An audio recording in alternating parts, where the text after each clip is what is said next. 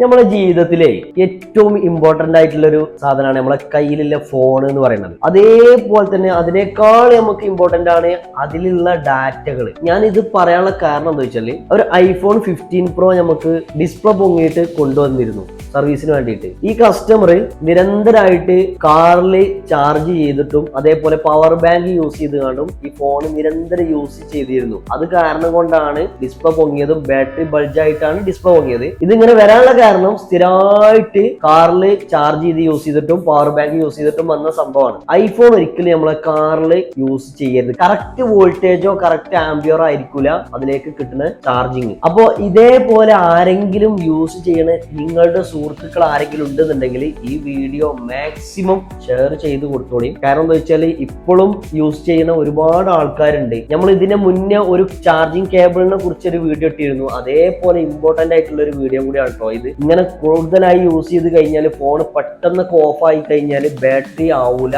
ബോർഡുമേക്ക് ഇത് റിയാക്ട് ചെയ്യും. പിന്നെ ബോർഡ് പോയി കഴിഞ്ഞു കഴിഞ്ഞാൽ നമുക്ക് അത് ഭയങ്കര പ്രശ്നമാണ്. ഇതേപോലത്തെ വീഡിയോ കാര്യങ്ങളൊക്കെ കാണാൻ വേണ്ടി നമ്മളെ പേജ് ഫോളോ ചെയ്യാനും മറക്കണ്ട. എന്തെങ്കിലും എന്ത് സർവീസ് കാര്യങ്ങൾ ആവശ്യം ഉണ്ടെന്നുണ്ടെങ്കിൽ നമ്മളെ കോൺടാക്ട് ചെയ്യാനും മറക്കണ്ട. Okay, thank you.